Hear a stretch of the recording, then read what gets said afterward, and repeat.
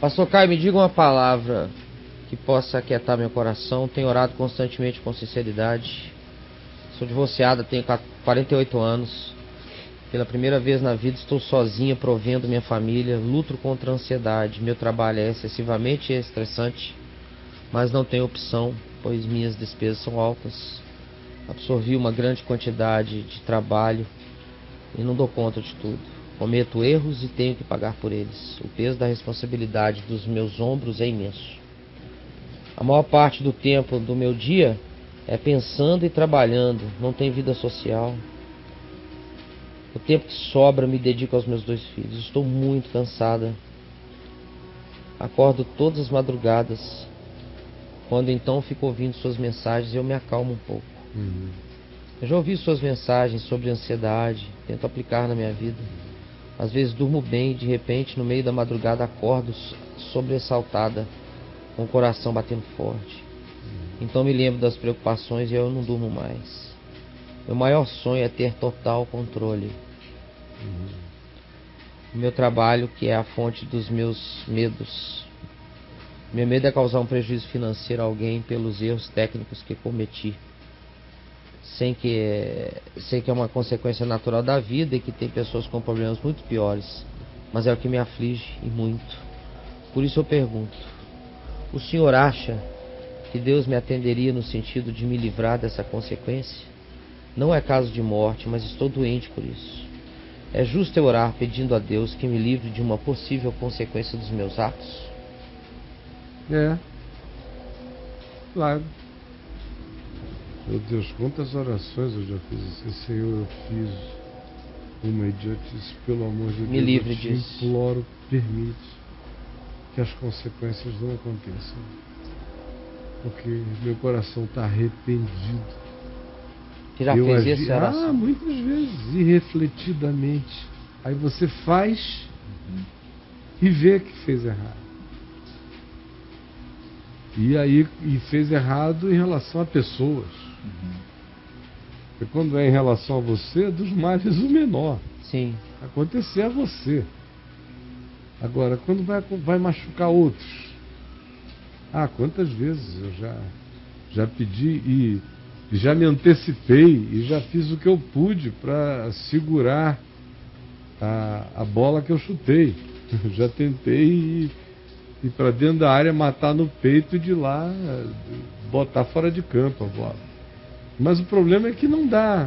Depois que ela saiu, não dá para você sair rebatendo todas. Dá para você, constatando as consequências, sair resolvendo as consequências. Mas a misericórdia de Deus, na própria Escritura a gente vê expressões desse tipo, dizendo que o Senhor decretou um mal que não voltará. E aí depois você vê o Senhor dizendo: eis que sobre o mal que decretei, dizendo que não voltaria, farei com que ele não se realize assim, assim, assim. Então não dá para você estabelecer regras, Claro. mas dá para você lidar com essa possibilidade. É uma possibilidade. Agora, uma vez que eu estou falando de mim, que eu tenha feito isso, e todas as vezes que eu orei assim, foi em relação a uma ação ou outra que eu tenha tido, que depois eu refleti e vi que não era a melhor, e a pessoa já tinha ido, e não dava mais para você alcançar e corrigir na hora, ou você não sabe se ela tinha entendido ou não entendido, como é que seria ou não seria, que consequências traria, e você avalia as implicações e ora, e pede a Deus.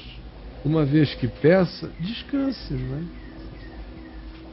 Porque se eu pedir e for como se eu não tivesse pedido, é porque eu ainda não orei, né?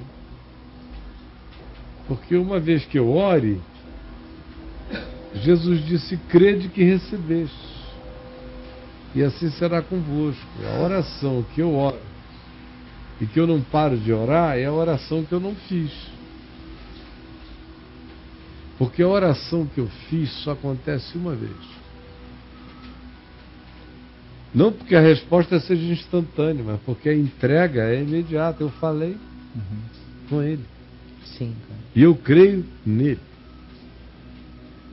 Isso não é um mecanismo psicológico para irresponsabilização rápida do ser. Não. Eu não perco nem um pouco a responsabilidade, mas eu deixo de idiotamente sofrer a dor ansiosa apenas pelo martírio moral de impor em mim responsavelmente o devido sofrimento até que eu tenha a certeza de que a coisa esteja resolvida, como a neurose estabelece em termos de punição para o ser, que é o que acontece em geral. O cara é sério, é responsável, é um ente moral, é isso tudo. Aí ele faz uma coisa errada, ele pede aí, Senhor, eu fiz uma coisa errada. Quando dá para ir corrigir imediatamente, ótimo, mas e quando já saiu do controle a possibilidade da correção? Então, se você ora, confie e descanse. Porque a oração que eu oro e não paro de orar é a oração que eu ainda não fiz de fato. Porque oração feita é oração que gera descanso. E uma espera não ansiosa, uma espera pacificada na presença de Deus. Baseada na confiança. A confiança nele. E não é um truque psicológico. É um fato da minha convicção espiritual de que Deus é Deus. E eu falei com ele. E está nas mãos dele. Eu lancei sobre ele a minha ansiedade, porque ele tem cuidado de mim, como diz Pedro. Joguei lá e está lá. Lancei. Lançai é a palavra. Tem a ver com um arremesso que você não pega de volta. Sim. Jogou e já era. Já não é meu, está com Deus. Foi atirado. Vá! E foi. Está na mão dele e eu descanso. Se não for assim, a oração trabalha contra a pessoa. Porque ela se transforma numa obsessão devocional, moral, de uma piedade neurótica. Porque a pessoa fica ali falando com Deus, sobre a mesma coisa, a mesma coisa, a mesma coisa. O cérebro não muda o assunto, aquilo vira um vício mental, faz uma sinapse neural, vira um circuito repetitivo, se transforma numa neurose crônica no indivíduo. E se porventura aquele tema de oração se resolver, ele vai enfiar logo um outro problema no lugar porque o cérebro está pedindo aquela agitação angustiosa como devoção moral de piedade neurótica rodando dentro do cara. Por isso, crente que acha que é muito espiritual, em geral não tem nenhuma paz, porque a relação espiritual dele com Deus é de quem anima as varetinhas de Deus pela intercessão, para Deus não esquecer dele, nem do que ele pede. Ele não entrega nada em descanso e deita e pega no sono. Ele tem que ser o perturbador divino. Ele entende que quando Jesus falou a parábola da velhinha com o juiz iníquo, da viúva que enchia o saco do juiz iníquo, juiz que não tinha medo de ninguém, Jesus contou essa história sobre a possibilidade da gente orar e o dever de orar. Ele contou, é como a mulher viúva que tinha uma causa com um juiz iníquo que não temia Deus nem homem algum. E também não tinha por que julgar a causa de ninguém com rapidez nem pressa. Mas a viúva ia lá na porta do cara todo dia, de manhã, de tarde, de noite. Chegou uma hora que Jesus disse: o juiz julgou a causa da viúva o mais rápido possível para ficar livre dela. Aí disse, em relação à oração, para a gente perseverar em oração diante do Pai. Bom, fez esse paralelo. Esse paralelo. Só que olha como é que o paralelo é todo ao contrário. Porque o Pai sabe, o juiz não está nem aí, o juiz iníquo. O Pai é justo, o juiz é iníquo. O pai é pai. O juiz não tem compaixão de nada nem de ninguém. O pai é todo bondade, misericórdia. O juiz é todo soberba e arrogância. Esse da parábola de Jesus. O pai é solidariedade absoluta. O juiz não. Ele só trabalha por interesses ou para evitar molestamentos. Jesus disse, olha, se o diabo age assim, aquele juiz iníquo é o diabo. Se o diabo age assim, quanto mais o Pai Celeste. Essa é de fato a comparação. Se o mal faz assim, imagina o bom e o bem absoluto. Então, o que é a minha perseverança na oração? É o meu falar repetitivo? Não.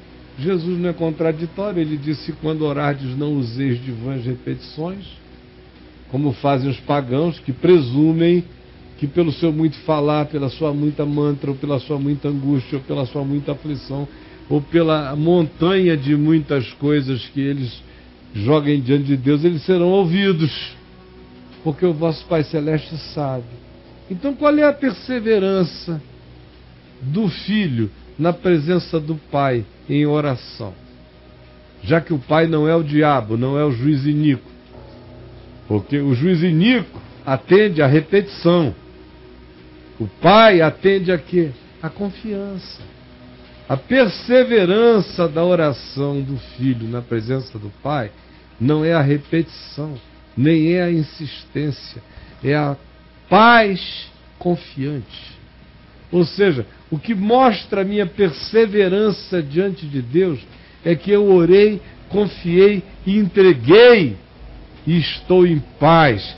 Persevero na paz por causa da confiança, que não me faz mais repetir nada, porque repetir seria vão, porque meu Pai Celeste sabe. Então minha perseverança é demonstrada pela confiança vivida como paz serena e grata, que diz, Senhor Deus, Tu sabes. Aí eu persevero. Então, é claro que a gente ora assim. Agora, faça a sua parte. Tudo que você puder fazer durante o dia, sem ser na hora de dormir, sem ansiedade, sem desespero, faça para evitar que isso se transforme no mal. Mas saiba algo, você que entrou no mundo dos negócios, que deve ser nova no mundo dos negócios, deve estar cansada do perrengue, do empreender e do empresariar o seu pequeno negócio. Aprenda de uma vez para sempre o que diz no livro de Provérbios. Dentre os milhares de provérbios que há lá, há um deles que diz o seguinte, que quem quer um celeiro todo arrumadinho, com a palha no lugar, com tudo bonitinho, não tem que criar vaca. Tem que ser dono de celeiro.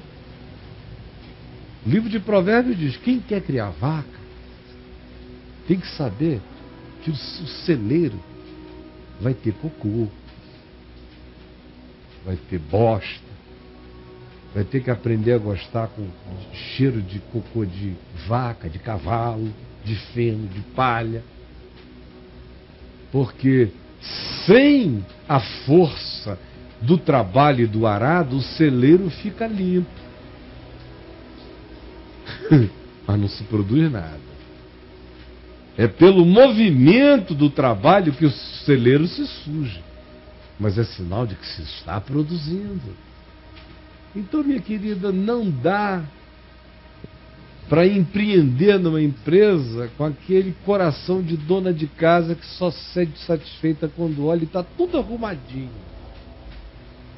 Porque no ato de começar um empreendimento, como é o seu caso, de empreender e de empresariar um empreendimento nascente, não só tudo é extremamente cansativo, mas você vai ter que saber que atropelos haverá, nem todos os processos estão prontos. Não transforme isso num desespero, transforme isso numa aventura diligente, para ser vivida entre a hora que você acorda para essa finalidade, não antes da hora da finalidade, e até a hora que você fechou a porta. E não leve para casa nada achando que você, enquanto brinca com os filhos, pensa e resolve, porque você nem atende aos filhos e nem resolve nada. Você apenas se cansa e se torna mais impotente para realizar na hora de realizar. Portanto, não andar ansioso, paz, serenidade são o melhor remédio para a inteligência criativa na hora de criar.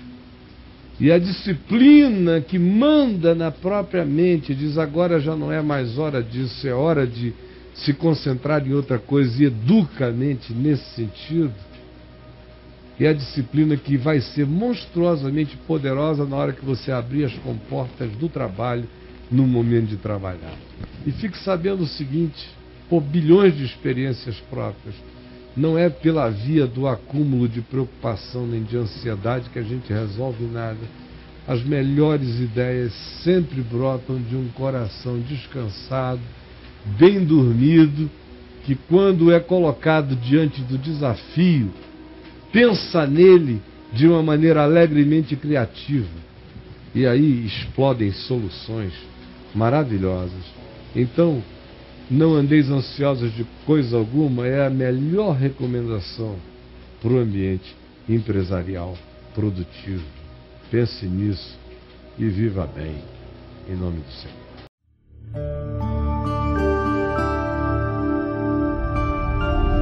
Vem me ver TV, o canal é você.